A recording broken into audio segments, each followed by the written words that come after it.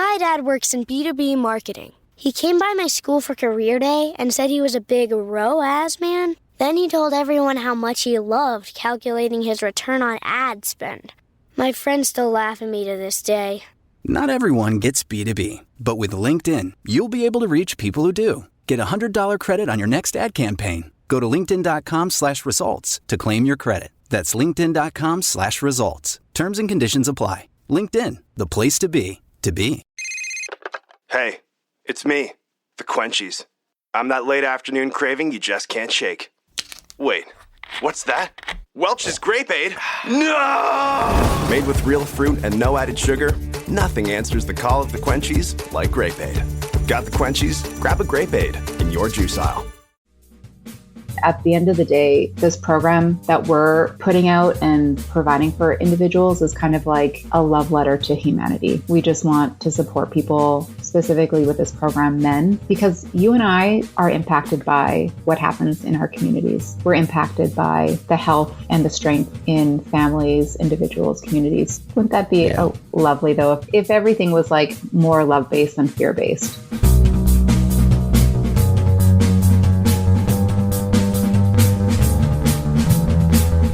Hello and welcome to another episode of Bunny Hugs and Mental Health, a free safe space for people to share and learn from others' experiences with mental health and addictions. I'm Todd Rennebaum, a suicide attempt survivor and a recovering substance abuser. I'm so glad you've joined me again this week for another great episode. Quickly, I wouldn't mind telling you about a few episodes that are coming up. I'll be speaking with a gentleman who is a porn addict, a recovering porn addict, lovely lady. She was a witness and a survivor of the Las Vegas shooting back in 2017. I'll be speaking with Sarah Edmondson. She was on the Netflix documentary about Nixium, that cult where you get branded and all that stuff. Her story is fascinating, and of course a bunch of other ones. Some of them are kind of too complex to talk about right now to introduce them, so you'll just have to wait and listen to those ones. This week I'm speaking with Candace Fox, and she works with men in recovery, and she uses her specialty, which is psychosomatic treatments and modalities. I'll let her explain all of that. Of course, as always, I'll have her links in the show notes and things, as well as my own for socials and buying coffees and merch and all that stuff. And hey, while you're listening, you don't even have to hit pause. You can keep listening.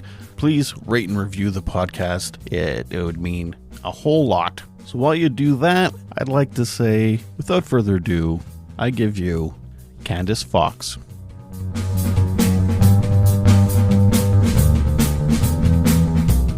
Lovely to meet you. Thanks for reaching out and like giving me words of encouragement when I needed it. It's been a hell of a summer, I gotta tell you. I'm going to say it's been, I think, a hell of a summer for a lot of folks. And I actually just want to say that I so appreciate you just being brutally honest with your response to me when I reached out. And because you really could have just glazed over everything happening in your life and just gave me some very, cookie cutter response. So I appreciate you just being very honest and very vulnerable. Well, thank you. I appreciate that. I was kind of hearing some clicking there. Yeah, I think it's this thing hitting each other. So I'm going to just hold this awkwardly like this. I know just through like being neurodivergent and working with neurodivergent folks, like having sensory issues, like sound is one of those ones where, like the smallest little thing, if you continue to hear it, it will literally just drive you insane. Yes. So you're neurodivergent as well. Oh, are you a fellow neurodivergent? Well, I was diagnosed about a year ago with ADHD, and I'm sure my listeners are tired of me talking about it, but it's been life-changing, and it's been eye-opening, and it's been validating, and it's been amazing. Everything that you just said. I was diagnosed at 35, and you're 35. How old are you? I'm close to 40. I'm nearing 40. I'm 39. Oh my goodness! And you look stunning for 39. Why, thank you, Todd. I'll pass you that $20 that I promised you for saying. But yeah, I was diagnosed at 35.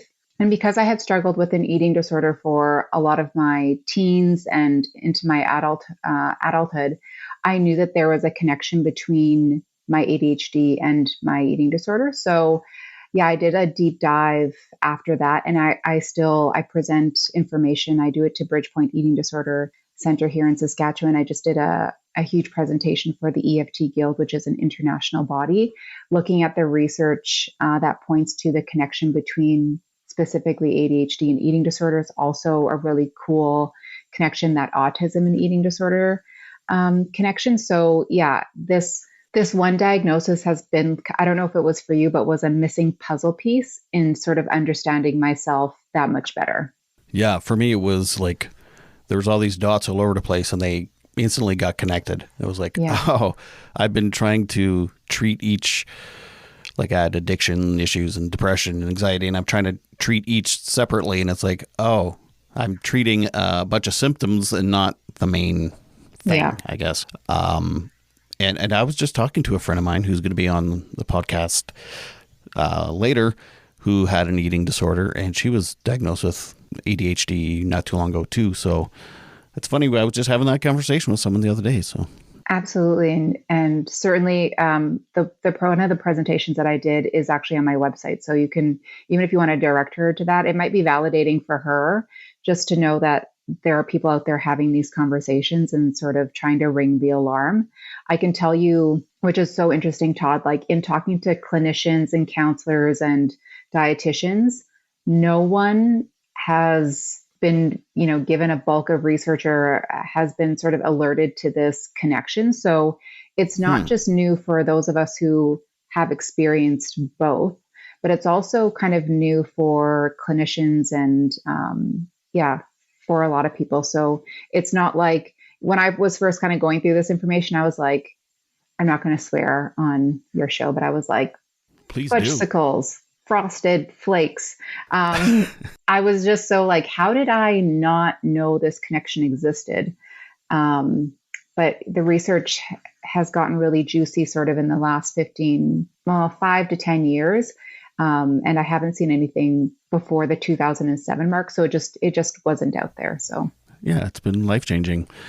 I mean, I still struggle, but it's a lot easier to, I don't know, when you're more self-aware, then it's easier to deal with. And I wasn't self-aware then because I didn't know I had ADHD. Yeah. So, because I had lots of people that when I was like trying to get assessed, they're like, what does it even matter, man? Like, you're just you. And it's like, no, it matters. It totally matters. Yeah. I was like, how am I supposed to be self-aware if I don't even know what the hell's going on? Even in so much as like, I don't know for you, Todd, but like even like just shame busting, like the things that even your addiction, like addiction is a major comorbidity of ADHD and neurodivergence. And so just sort of knowing like there was something happening biologically that you had no real understanding or awareness of. And therefore, while it is totally your responsibility to support yourself, at the end of the day, it was not your fault. There are genetic components, societal factors. Like there are so many things that lead a person towards addiction.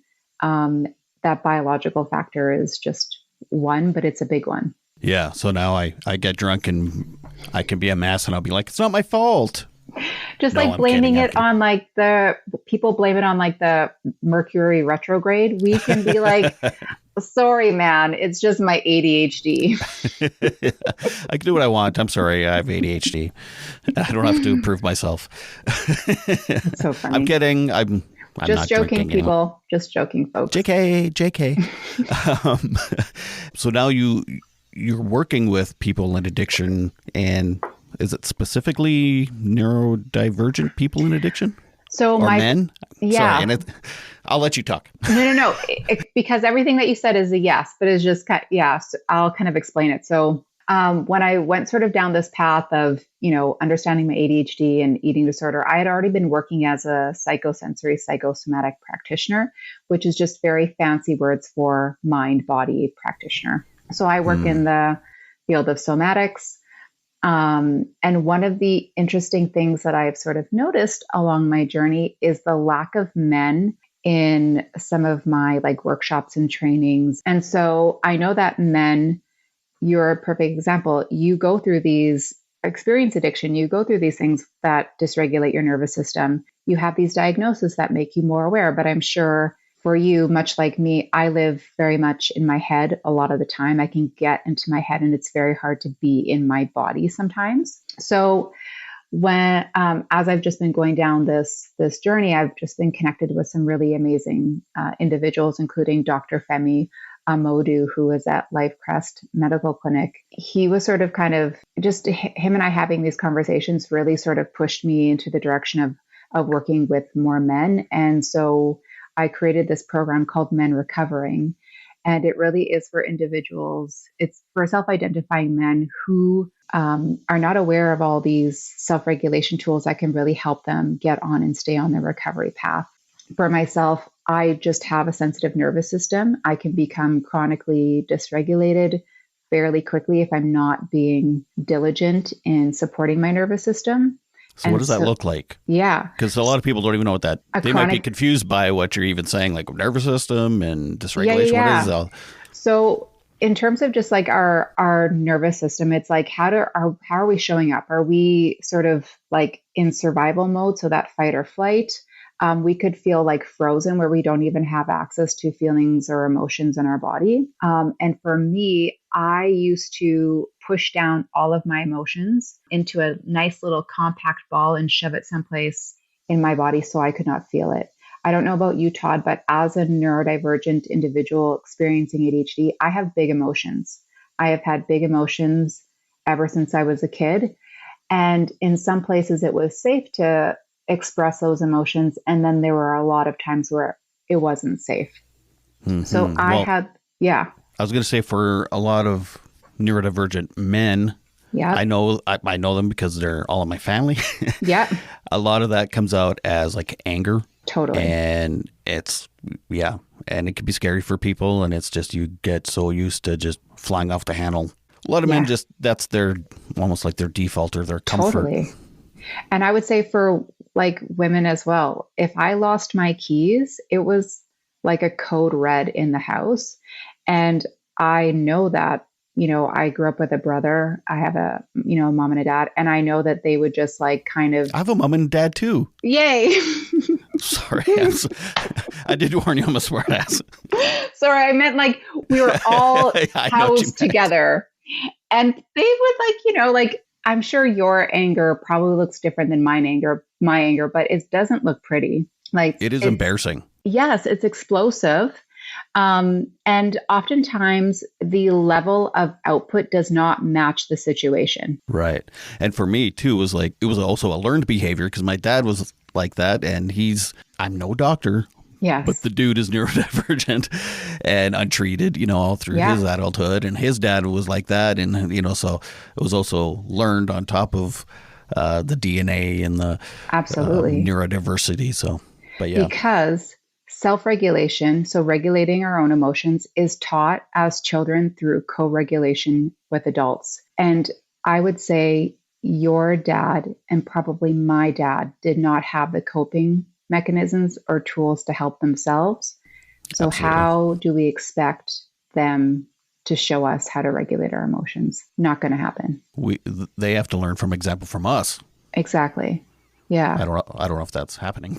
well, I hope my dad is now reading about polyvagal theory and like the nervous system and all of this stuff.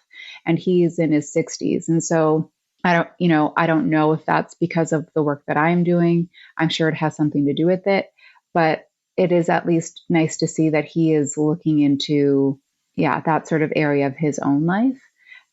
Because I don't know about you, Todd, but if someone tells me like, oh, you should go do this, or like, you need this, I'm like, go eat Frosted Flakes. Like, I don't do well with being told what to do. So I had to hit my own rock bottom and then like fall into a ditch from there and then get dragged down a couple of feet underneath that in order for me to realize I actually need some help. Mm-hmm. And so then I had to go on my own kind of journey. I've even heard that about ADHD people in general. It's like, hey, do this. And it's like, well, now I'm never going to do that. Thanks for ruining it all. We're just like suggestion adverse. We're allergic to people giving us advice. I don't know what it is, but we just don't, for whatever reason. Maybe it's an ADHD thing. Maybe it's a Saskatchewan thing. I don't know. Are you in Saskatchewan? I am in Saskatoon. Yeah. Why did I think you were like in Edmonton or something? I do not know.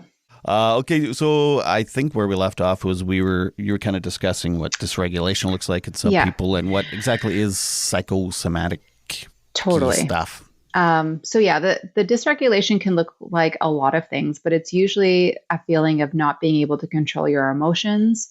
And for some people, dysregulation just means being very numb and not being able to feel anything. Lots of times people sort of bounce in between what we call fight or flight and dorsal activation. And for people who experience addiction, for me, it was eating and control of eating that provided a level of safety that I didn't have access to otherwise. So for you, and I can't speculate, you can sort of fill me in, but the addiction was, as it is for everyone, a means for something. It means to either feel something or not feel something, or to feel safe in some way. Does that resonate to some degree? Yeah. I mean, there's more than one reason why. Totally.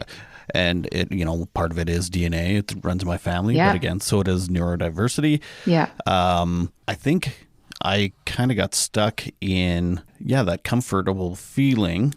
Yeah. There was a lot of shame and guilt. So then it was almost like self-harm too, in a way. It was like, well, I'm an idiot and a loser, so I may as well just go in the garage and get drunk again. And my default was misery. And I didn't know that at the time because I went to treatment and they were like, you have to learn to feel your feelings, including contentment. Yeah. Because it was scary because it was, well, they say in AA, this too shall end. But if I felt good at all, it was like, oh, what is this? This is going to end too. And I'd rather just stay at my default than get my hopes up and then feel like crap. Totally. Doubly. But so, it's really complex and it's just. It is complex. I got to tell you, I mean, life is a lot easier to live now than it was then. I think, absolutely. Yeah. I think, I understand why people stay in their addiction and why that's comforting. I get that. Change is very difficult. And then when you come out of that cycle, I think there's also a grieving. I don't know if it was the same for you, but I had to sort of grieve because I masked a lot. I put on a mask to be an extrovert. I put on a mask to be this person in this group and that group. And I think to Do you finally have on a mask right now? I have makeup, which is a different mask, but not. That's why I have a beard. It's like it's a literal mask I could put on and it's like. Or glasses. Sometimes I actually feel like my glasses can be like a barrier. Yeah. Can be sort of a safety barrier for me, which people think is kind of weird, but it's comforting. When I was in the psych ward, I wore my sunglasses around and it was like, I wasn't even there. No one sees me. I totally get that. Yeah. Like if I'm not feeling 100% present in my body and I can really sort of show up, I wear my glasses because I feel like it's another layer of safety for me. Sorry. Anyway, masking. No, that's good. But because we mask neurodivergent folk very often, whether you're experiencing autism, ADHD, OCD, dyslexia, we tend to wear masks because we don't feel all that great about ourselves. So we try to fit in because we know that we're different. We feel different. And that's taxing on the nervous system. It can wear a person out. Oh, interesting. Yeah. Because when I was younger, I think it was just a coping mechanism and it was whatever. But by the time I got into my mid 30s, everything was taxing. It was just it does wear you down. And I think a lot of younger people don't even realize they're doing it until you get wore down. It's like you talk about midlife crises and stuff like that. It's like I think we just there's just an age gap there where it's like I'm tired of not just being my genuine self. And then also the question of well, who the hell am I if I'm not all of these people? Who am I? And on top of that, if I am my authentic self in all of these places where I don't feel like I have been, then what? Or I've tried being my authentic self before and I was not accepted because I live in a small town or I'm around the wrong people or I'm at the wrong job or my family is masking and they're compensating by belittling me or whatever. Yeah. All of those things. I sound smart today. Well, I don't think you sound smart. I think you are smart, Todd, but okay. So here's a little thing about me. I went off my ADHD meds for about a week because I read somewhere that you should take breaks. And I was like, okay. So I took a break. And Wow. this morning it was my first day back on going on them. And I feel much sharper. Yesterday was a nightmare. The first few days I didn't even notice anything. And then there was like 2 days of withdrawal and hell. And I'm like, no, I think the meds are doing something still. I don't think I've become tolerant to them. A dosing and going through the med sort of that introductory, because for me, like one of the main reasons I wanted to get a diagnosis was because I was going back to school. I was taking all these courses and I'm like, I think there's something off. I think there's something different with my brain, and the meds were amazing. And then I'm one of those people that just takes the long durations between my meds, but I also have a lot of tools that I use during that time. I also find that for me, I can't use my meds when I'm working with another person because I'm so on that I can't get in my body as much as I need to, because that laser focus, sort of like you're right there, can be a detriment when for me anyways, when you're trying to be like really relaxed and in your body and sort of that, in the work that I do. Free anyways. flowing. Yeah. Huh. So do you will you take it for a couple of days and not for a couple of days? Or are you like just a big chunk of like not taking it? When I have to do admin functions in my business, when it's tax time, there are certain things when it comes to any sort of paperwork, any sort of administration work, like certain things that I absolutely need my meds because I cannot, like I will get up 5 million times and go and do everything and anything else except for the task at hand. Gotcha. So it's day to day, whether or not you take it or not. Yeah. And, I'm not anti-pharmaceutical. I know people think in the energy psychology community, which is kind of what we call ourselves, that we're just like woo woo and like spiritual and like energy and all of that stuff. And it's like, no, we're science based and we know that medication is helpful. Some people need to be on medication more often for a variety of reasons than other people. And so, when I work with clients and they're like, oh, I don't know if I want to be on meds. Sometimes you need to be on meds. So just take the friggin' meds. Like it is what it is. It's like taking the two of the best things of the two worlds, the Western medicine and... That is exactly it. Yeah. I say some of these tools are like, if Eastern medicine and Western medicine had like a luscious affair, they would plop out this little cute little energy psychology baby. Wow. That was sexy. I don't know what I'm talking about. This is when nerds try to say something sexy, it comes out like totally not. But you are welcome, listeners of this podcast. You are welcome. A lustrous affair. And that's as dramatic as it gets in my world. Like I have to bring the drama into my world now because it's just not dramatic. So I'm just like fantasizing like Eastern medicine, Western medicine. Yes, having this tumultuous affair. And it's like, no, it's not like that. It's just combining two worlds. Get over it, Candace. Stop trying to make things dramatic where they don't need to be. No, please do. Yeah. Since I've been sober, man, it's like drama. I don't even like my wife watches like Real Housewives and stuff. And I'm just like, oh my God, this is a nightmare. This used to be my life, like gross. But anyway, back to the psychosomatic stuff. So my wife is a body talk practitioner. Yes. Or was. She's not really practicing anymore, but she can if she wants. Yeah. I guess she's certified. But this is one of the things that interested me about your email. Your initial email was when I was in treatment, they did have a room. I can't remember what they call it. I think they call it the chapel, just for lack of a better word, because there's no... It's all about spirituality, nothing to do with religion. Yes. And was it just before, I think, I went into treatment, my wife made me go to one of her body talk things. I don't know what they're called, but... Classes, sessions. Yeah. And there was like 15 women, and I was the only guy. Yes. Because you were talking about that, how yes. men aren't really into it, but... Every day I'd go into the chapel thing at treatment and I would do my tapping and my whatever the ritual is. I forget all of it now, but And it really did help. It regulated me. Could be a placebo, may not be, doesn't matter. It worked, whether it was placebo or not. So yeah, anyway. Yeah, I love that you said that. One of the modalities, so you talked about tapping. So there's acupressure tapping, and there's also this thing called emotional freedom techniques tapping.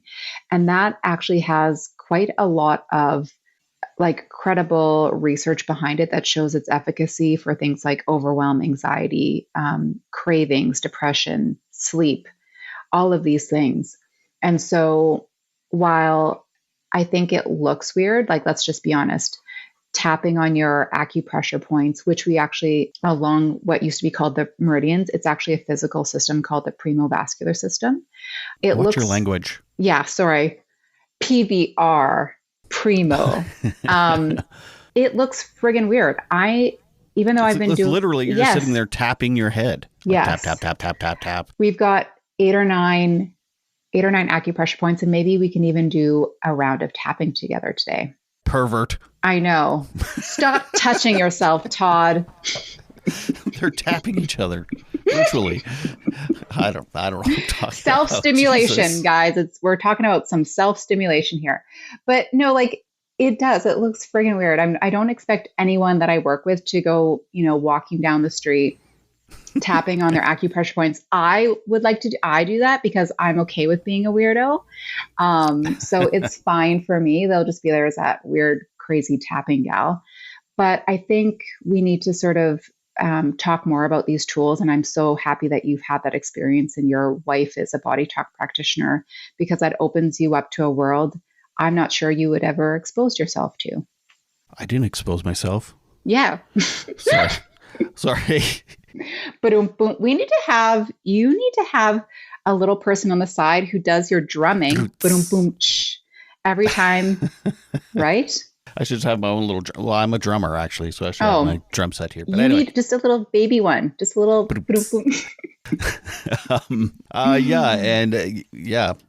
So yeah, it's kind of a long story how I got into it. I mean, obviously it was through my wife, but it was also my doing in a way, because life at home was not great when I was drinking and I was in my darkest times, and which then my wife seeked out healing because she had her own issues that she had to deal with before she could even focus on me and our relationship. So during that time, she did a lot of research and learning, and she had a friend that recommended it, and then she talked me into it. I was like, at that point in my life, I was like, I'll try anything. Like, I'm tired of living the way I'm living. So, and I think that's kind of like, I can appreciate that, because I know so I was introduced to these tools in Costa Rica. I had gone through traditional treatment centers. I had been to for addiction? For eating disorders. Oh, right. Sorry. But you know what? The thing too is eating disorders and neurodivergence hold hands with other things like depression. Like, I would say that I also drank too much, dabbled in recreational drugs. Like, it was self-harm. And, I think to a certain degree, unconsciously, I was just trying to take myself out. Like, I didn't want to be here anymore. Suicide ideation. I remember my ex and I at that time lived on the very top in this beautiful penthouse suite at the top of this building. And I don't think there are any towers in Yorkton, in Saskatoon. And I just remember like never wanting to be alone in the apartment because I didn't trust myself. Like, it had gotten to that point where, because when you live with something, I'm sure you can appreciate this, when you live for something for so long and it's like you wake up day after day and it's the same shit again after again and after again. And you go to specialist doctors and they're all trying to help you, but you feel like there's something wrong with you because these programs and services aren't helping. Even after my 3-month stint in a treatment center in Brandon, Manitoba, like, it was great, because the first time I felt like, oh my goodness, there are other women who are experiencing what I'm experiencing. I didn't feel alone. But 2 years later, I was worse off than when I went in. And so I ended up doing what any neurodivergent person does on death's doorstep, You jump on a plane, go to Central America by yourself because you've never been before. You get into a taxi cab driver's vehicle and you drive for 4 hours to the jungle, hoping that you don't get, taken into the jungle someplace and left to die. Would I recommend that? No, but was I probably thinking very clearly? No, but you did it so others don't have to. Exactly. Do as I say, not as I do, friends. But yeah, once I got there, it literally for the whole duration of my stay in Costa Rica at this eco holistic community, I had 0 eating disorder behaviors. 0. It was like I got transported out of my life into this like safety cocoon. And I, at that point, knew, okay, there's something about some of the tools and some of the stuff that I'm learning. Bunny Hugs and Mental Health is supported by Co-op. I've been a member of my local co-op, Sherwood Co-op, for about 20 years. If you live in Western Canada, especially the prairies, or spent any time here, you've probably fueled up or bought groceries at a co-op. You might even have a co-op number, or 2, or 3. You know if you know. But co-op is not just a gas bar or a grocery store. Although co-op is those things too, it's a different kind of business. Co-op members are owners and success is shared with everyone.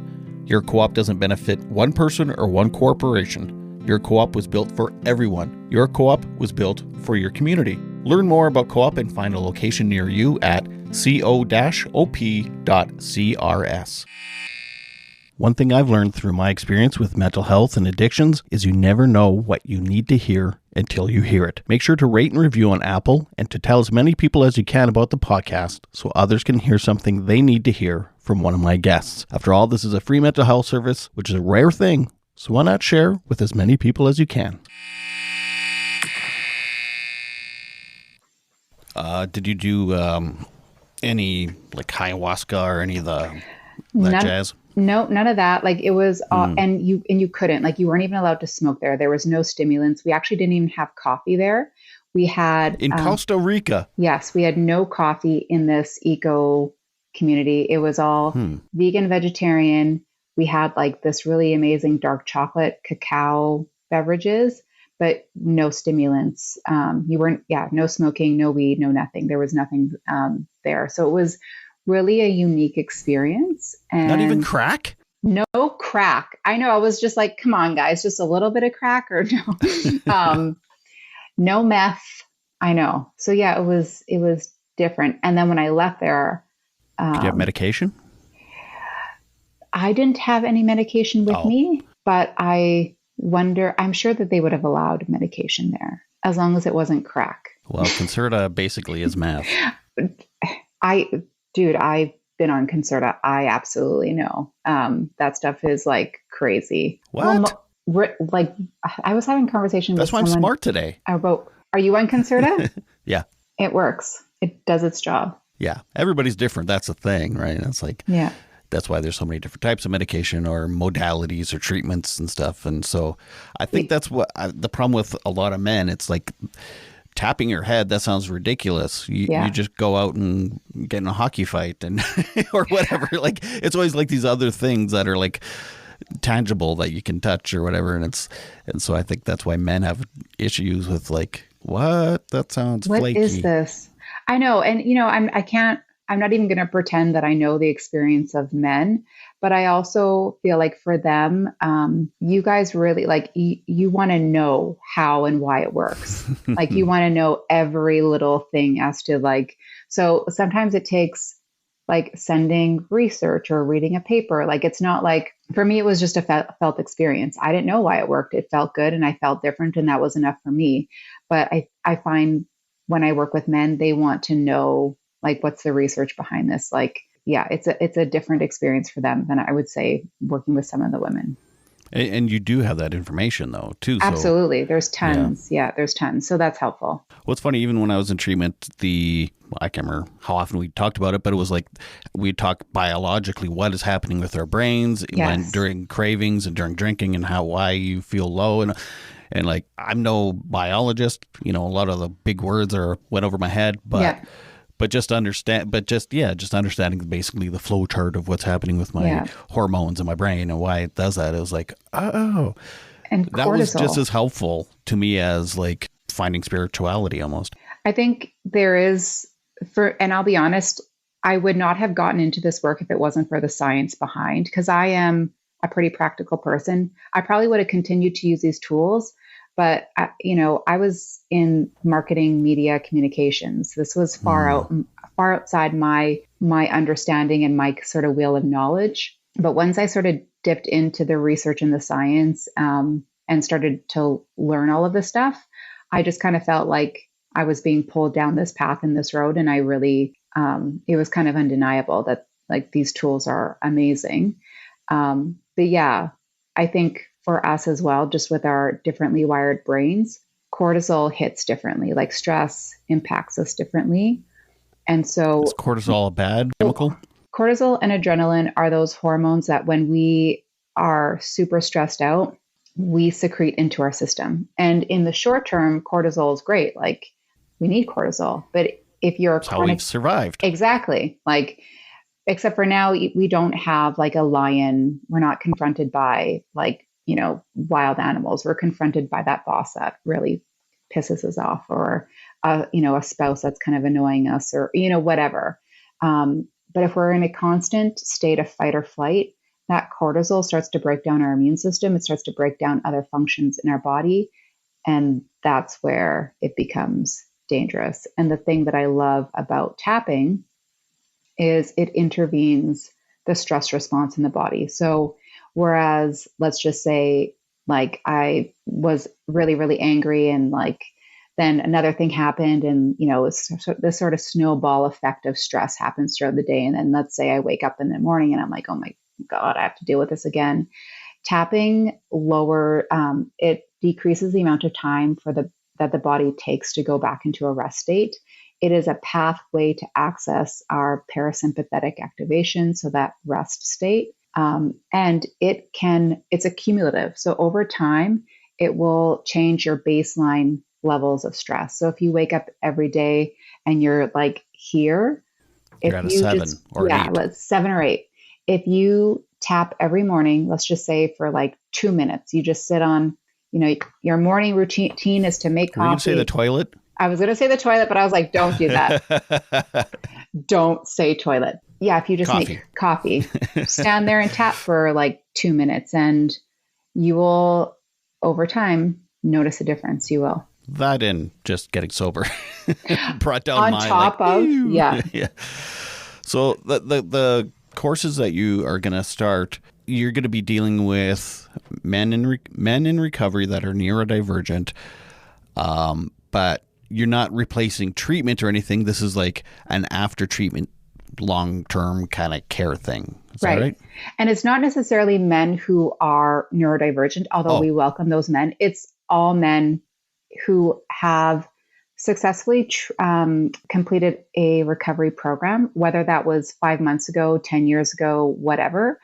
But we do want individuals to have the bulk of that good work that you do in recovery, because that's not where our expertise and where we're going to support you. We're there in the aftermath. We're there like, you've done this great work in this recovery program.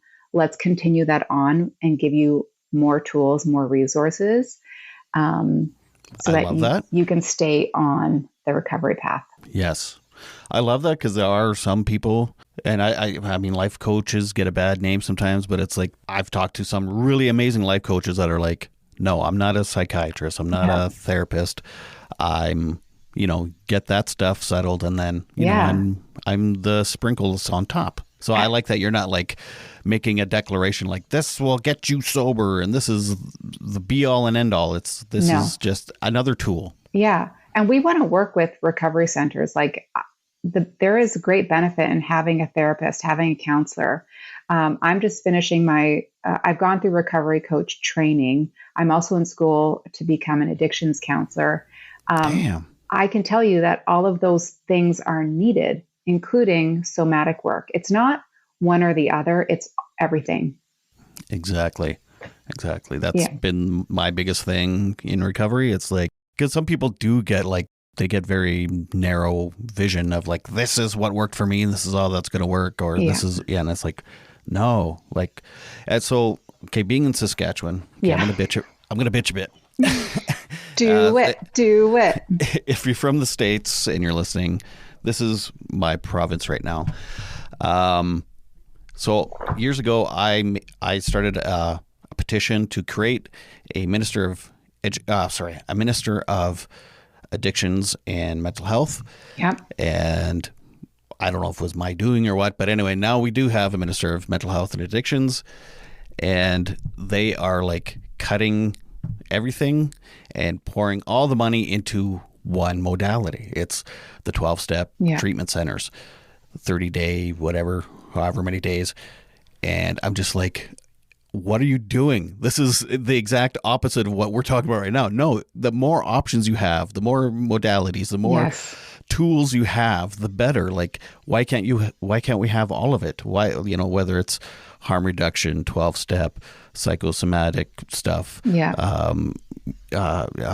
trauma therapy, like, why not all of it? Like, why are you putting all the money putting all the eggs into one basket? It's like, that's the opposite of what you should be doing. Agree. And I don't know why politicians, I feel like, to be honest, ideologies. And I'd rather have someone in that role who has experienced addiction. I'm just going to be honest with you. We have a lot of people who are in roles where they don't have expertise, they don't have knowledge, they don't have lived experience. And I would much rather see someone in those seats who can say, okay, well, this worked for me, or I've gone through this, so I have some lived experience. I don't know why that is. I think they see one thing that's worked really, really well and just assume it's going to work for everyone. Well, it's a whole moral thing too with them. It's like, totally. If you do drugs, you're a bad person, and you have to go through a 12-step group, and there's no way we're going to give you a clean needle to go and do bad things. And it's like, this is a health issue. This is not a moral, like, drugs are, yes, it can be a criminal issue. It can be, there is a component of that, but I can tell you trafficking and selling and stuff, sure, but using, no. Happy, healthy people don't use drugs, like, just period. Like, and that healthy component is really important. We need to support people and meet them where they're at. If, part of this recovery process is experiencing reoccurrences. Sometimes that's more relevant for others than it is for some, but in the program, while we're working with individuals, we realize, like, someone might have a reoccurrence and they might go off. We're not going to vilify them. It's not like, you loser, no. It's like, that is a safety strategy that has been ingrained in an individual for however long they've been using that drug or behavior. So we need to be patient and support that individual. What is not going to be helpful is for us to point our fingers at them and say, like, you're a bad person. Like, that is the absolute opposite of what individuals need. It's like, if I was ashamed of something, I'm just going to hide more, as opposed to, like, go out and just openly ask for help or whatever. Yeah. We need to shine more light on these areas instead of, like, pushing people off into the corners and saying, like, I don't want to see this. I don't want to see this. It's like, no, we need to see all of it. We need to know what we're working with. And we need to support people where they're at instead of making them feel like shit for using things or trying to survive in a world that, like, it's hard. It's hard adulting. It's hard, I don't know about you, but, like, every day I see what's happening in terms of, like, global news and world news. It's hard to just be a human being on this planet sometimes. And, like, we need to acknowledge that, whether you're male, female, non-gender, whatever, it's difficult right now. And then to, like, micro shame certain people in society. It's just, it's silly. There, I said it. It's silly. And we have all of the solutions for those problems. We don't. But, like, having a conversation about it is still really important, because I still don't think people are having enough of these conversations, to be honest. Yeah. And listen to consultants that are telling you this is the way it should be, instead of going back 40 years ago where this is the only thing that works. Like, let's try anything. Let's think outside the box here and not 1950s. Sorry, that's my little rant. No, but it's like, sometimes I just want to know what the motivation is, like, what are you, I'm so, like, conspiracy theorist in that I've been watching too many of those, like, crime, like, I don't know, there was this one show on Netflix that just like made me think it's like the system is against us, or like, you know what I mean? And maybe that is the case, maybe it's not. But at the end of the day, like this program that we're putting out and providing for individuals is kind of like, dare I say, like a love letter to humanity. You know, like we just want to support people specifically with this program, men, because you and I are impacted by what happens in our communities. We're impacted by the health and the strength in families, individuals, communities. So this impacts us. That sounds fluffy. I don't like it. Let's scare everyone instead. I'm running for mayor of, no, I'm just joking. This is my candidacy. Yes. Wouldn't that be lovely though, if that was like, if our communities were like, I am going to get like fluffy, if everything was like more love-based than fear-based. It's that time again for that Somebody Special segment where we chat about who cooperated in your mental health journey and helped fill your emotional tank. Brought to you by Co-op. This is a segment where you get to give a shout out to someone that's been in your corner when you've needed it. I'd like to give a shout out to my two amazing mentors, Nancy Forrester and Corby Furrow. You both have been absolutely instrumental in both my personal and professional growth, and I appreciate you both so much. This has been another Somebody Special brought to you by Co-op. Oh, well, that would be nice. I know, like, hate yourself into healing. You can't do it. You can't hate yourself into healing. Yeah, shame yourself into healing. No, you can't. Yeah. I mean, for me, and I don't know if it's because I got sober or if it's been because of the pandemic and stuff. It's like my bubble has shrunk so much. I don't go online and listen to a bunch of the scary stuff that's happening in the world. I mean, I track it a little bit, but I don't like deep dive and be like, spin my wheels thinking like, you know what I mean? Like it's such complex issues and it's such bullshit. And the thing that satisfies me more is working with people one-on-one as opposed to trying to change the entire world all at once. And so. And that, I mean, we can't change the world all at once. And like, again, this is another like fluffy note, but if we want to make changes, we have to change ourselves first. Cause it is that idea of self-regulation and co-regulation. If we want to change the next generation, we have to deal with our own shit, like just bottom line, period. We have to deal with our own trauma. We have to deal with our own, like all of that. We need to address it so that we're not passing that stuff on to the generations to come. What you just said reminded me of an AA thing. And I was kind of bashing AA before. I'm not bashing AA. I'm just saying there's lots more out there that you could do on top of AA that governments are cutting. But anyway, the saying one day at a time, and it's like one person at a time as opposed to trying to change the world. And hopefully one person at a time we can change the world. But the problem is people just keep getting born. We need to stop that. You know, we laugh and I think also this being able to joke, like humor for me, even dark humor. And I also have to say, like in this program, I am surrounded by amazing human beings who have the most amazing sense of humor. If you can't have a sense of humor about some dark, deep stuff, you're probably not going to work in this program because we like to laugh. And it's not necessarily making fun of ourselves, but sometimes I look at some of the shit I did 10, 15 years ago, and I'm just like, you know, like you just have to laugh because otherwise it's just like, oh, it's just so, I don't want to use the word cringe, but it's just like, oh my God. But yeah, you have to laugh at this stuff. Like if you think about being a human, like we're in these weird meat sacks walking around this planet in the middle, you know what I mean? Like it is kind of humorous to me anyways. It is, yeah. And I think we're speaking of meat sacks, sorry, I think maybe that's another way to like, well, we kind of touched on it, to get men to understand, because a lot of men like mechanics and they want to know exactly how does oil work in an engine, and it's like think of our body as a motor, and like this is what's happening when this happens, and when you think this way, your chemicals spurt out this, and then it's like, if you break it down as our bodies as machines, which they are. Yeah.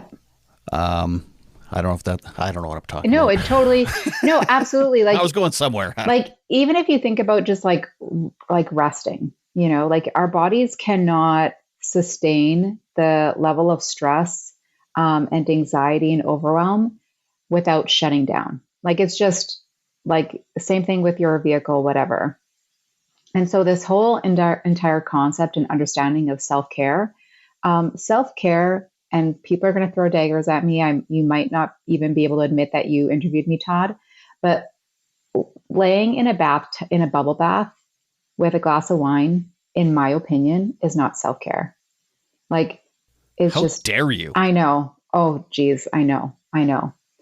Like going drinking with your buddies on a Saturday night after a long, hard day of or week of work, while is enjoyable, and that social aspect certainly is self-care, at the end of the day, it's not going to remove the anxiety, depression. Like it's not. It's going to make you feel good in the moment. That's called self-soothing. But you need to have a self-care action plan, period. And I would highly recommend that everyone includes something with regards to the body, because trauma is stored in the body.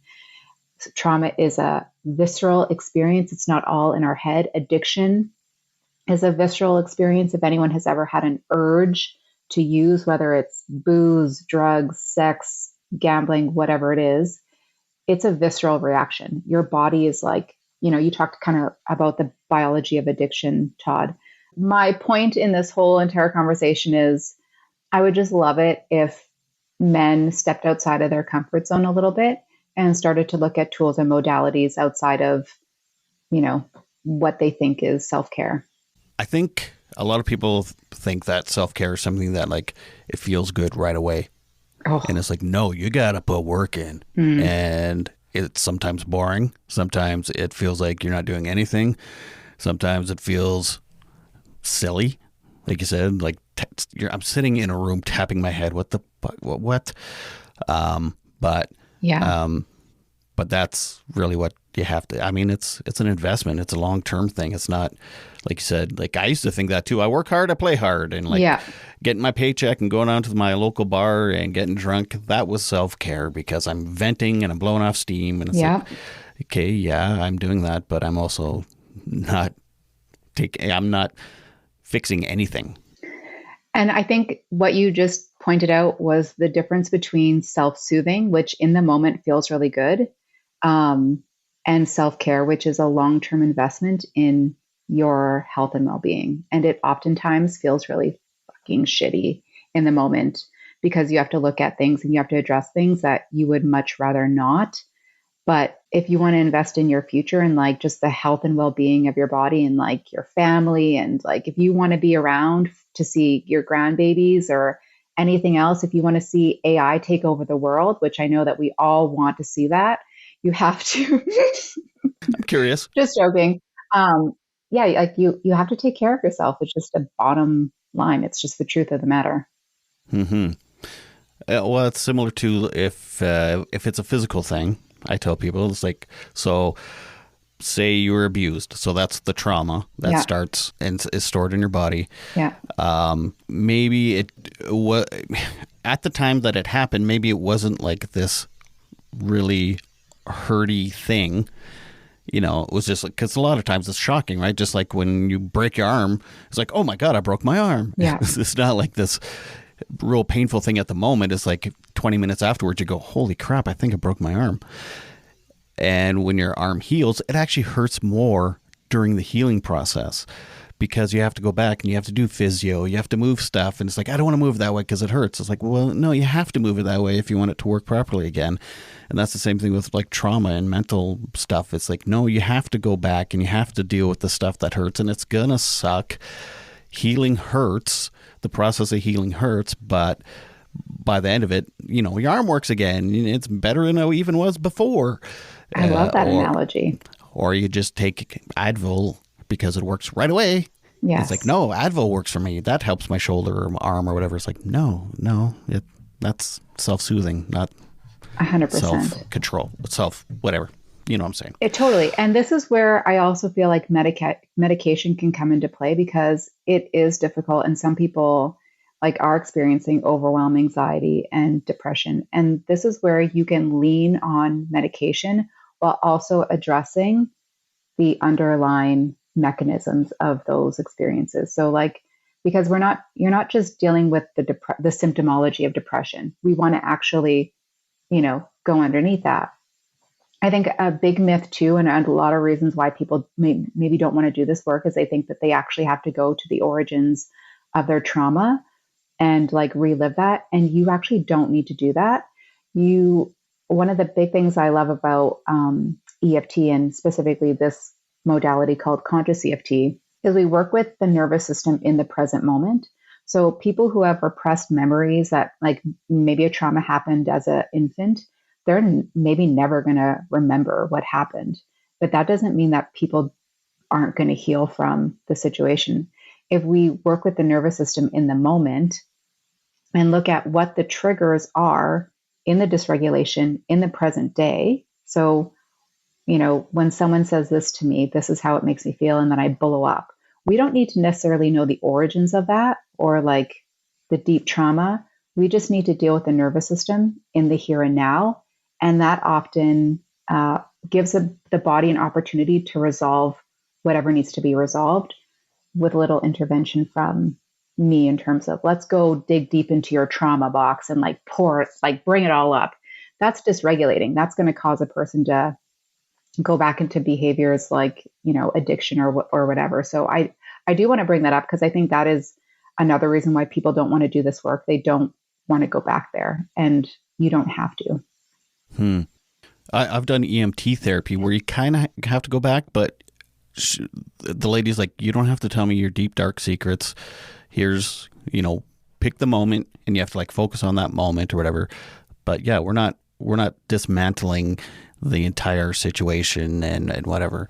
So yeah, it is amazing that your body can process this trauma without having to rip it apart, dwell on it all the time. And I love that you said that, because if you think about like why a person is leaning on the addiction or the safety strategy, as I call it, if they're leaning on a safety strategy, the reason why they're leaning on it is because they can't metabolize or process what happened to them.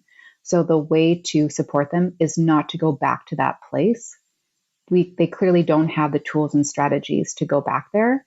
So we need to work with the nervous system. And then once they have those tools and resources, if and only if they feel like they want to go back there or address that, that will be up to them. But then they have the tools and resources and a regulated nervous system to decide whether or not that's right for them. Yeah, just thinking about situations that I would consider traumatic, which I didn't until I was like told like it's like trauma. You can't compare trauma, right? What's traumatic to one person may not be to another. So I'd always just poo-poo all my stuff. So, oh God, where was I going with this?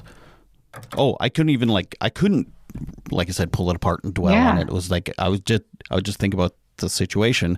But after EMT therapy, it was like I could then deep dive into it on my own throughout the day, maybe a week later or something, not a scheduled time. Okay, Wednesday at 11, we're going to do it. It's just, okay, I've for whatever the EMT therapy did, it allowed me to bring down my walls a bit, and on my own time, my brain will just process it.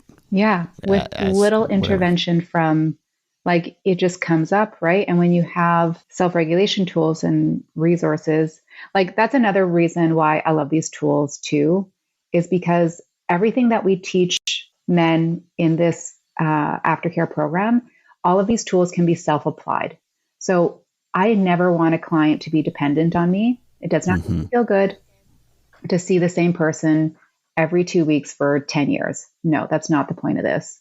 The point is, we give you these tools, we work with you, we get you to the point of stabilization. You have these tools to regulate your nervous system on your own. And with these tools, like even now, I'm not all kumbaya and like Zen moment. Like there are things out in the world that happen and bring up past traumas or bring up, this, that, and the other thing. But I have tools and resources now that I can regulate my nervous system in the moment. I don't have to, call up my practitioner or my counselor or my psychiatrist or whatever. And so I think that's another really great thing about this work is it really is person-centered, and we're focused on the individual and empowering them to use these tools in their everyday life so that they're not dependent on someone else forever. Love it. I have a couple sons. They're in 17 and 19, I think. And they're starting to struggle with stuff that I used to struggle with. I'm trying to make this relatable to men. Yeah. So anyway, my son is like talking about stuff and how he's feeling and whatever. And I'm like, dude, like I'm not. So say you, with a car, you change the starter. Yeah. Well, that doesn't mean that starter is now good forever. Yeah. Like I still get anxiety. I still get depression. But now I was taught how to change that starter. And I'm self-aware of when that starter's starting to go. Yeah. It's like, oh crap, it's going to happen again. What did I do to fix the starter last time? Oh, okay. I have to replace it. I have to pull these nuts and whatever. So it's like, I'm not cured. I still get anxiety. I still get depression, but I'm much more self-aware. And I have tools now to kind of take care of it before the starter goes, which then destroys the timing belt, which then destroys the, this chain reaction of whatever. I know I'm no mechanic. No, I love that. That doesn't happen, but I love that because it's also like you still, even if you get a new vehicle, you still have to do the oil change. You still have to do all the regular maintenance in a new vehicle that you would in an older vehicle. So like, even though you are not the same person and you would probably say that you're in active recovery, you're doing great. You still need to do self-care. You still need to be aware of your triggers. You still need to support yourself through accessing your people, your support networks. So all of that still comes into play. Like that word cured, like that's why it's men recovering, not men recovered. Like this is an ongoing process. Even with my eating disorder, like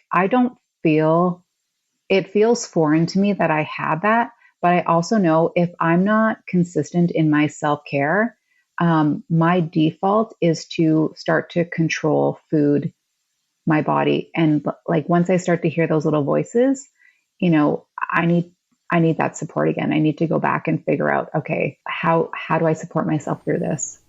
Mm-hmm. And you do that with self-awareness. It's like, oh, Absolutely. I've been through this and this is what I did last time. And sometimes that thing won't help that time.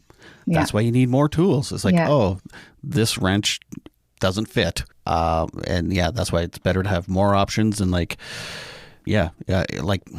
just want people to know that the more you learn and the more tools and the more strategies you can learn, the better. And so tapping might not work for this particular moment that you're in, but don't just give up on it. Yeah. It might work for something else. A different modality might work for whatever you're going through now. And anyway. I think, and I love that you're saying that because I think like we talk about havening, which is another self-soothing, self-help modality, acupressure tapping, EFT, breath work, somatic experiencing, seeking safety. I read someplace and I don't remember where it was, but like you need to equip your individuals that you're supporting with like 6 to 8 tools, because in the moment, if one thing doesn't work, they need to be able to like recall very quickly other tools and resources. They need to be 3 steps or less, because anything more than that, in a moment of crisis, they're not going to remember. So especially neurodivergent, right? Because we are very forgetful. I still lose my cell phone at least 5 times a day. But I don't have code red blow up anymore. It's, it is what it is. So we've tried to think of a variety of tools and resources that will help individuals. This is not a one size fits all program, because everyone is different. I love that you're not saying you have to do this and it'll fix everything. Try other stuff.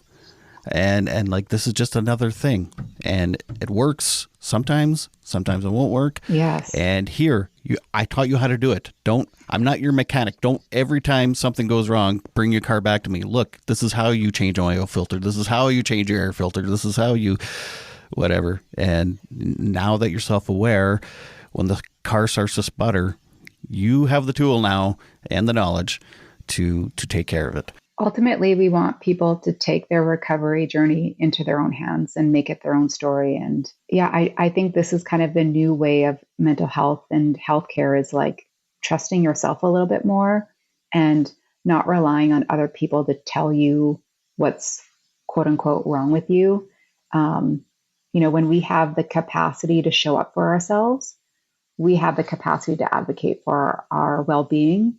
And that's what this is really all about. I want people to be living their best life. I want people to make decisions for themselves and their families based on a regulated nervous system. And I would absolutely love to see, vulnerable people in our communities, men in our communities, not suffering. Dudes, quit spinning your wheels, man. Try different things.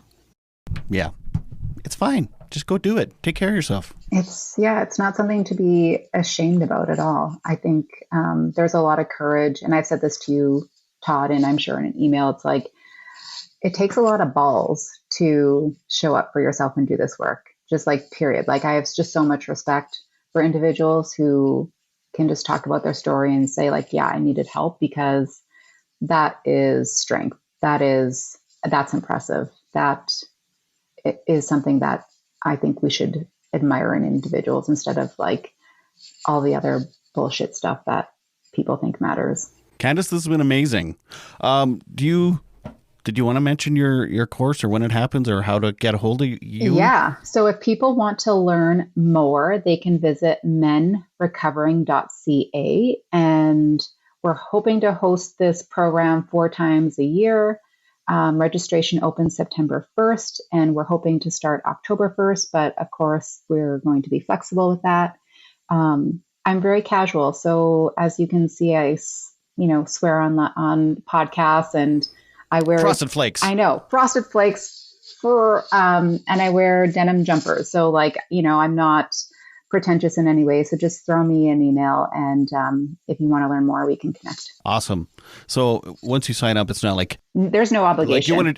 Like you said, you do it you want to do it 4 times a year. It's like you do it the one time. You don't have to do it 4 times a year. No. Yeah. If you go through the program, it's 8 weeks. If you need more support, for sure, you can look at working with myself or Marcel, who is the recovery mentor, one-on-one. Like, we're here to support you, whatever that looks like. And if the program isn't right for you at this moment, it isn't right for you in this moment. It's no big thing. I more or less just want to get these tools and resources out and provide as much value as possible. So if you leave a chat with me, just, knowing a little bit more about tapping or havening or whatever, that's a success for me. Awesome. Well, thanks. Thank you. Candace Fox Meat Sack. you old meat sack, you. What a way to end this show. I love it. This is a real neurodivergent way to end the podcast. I love it.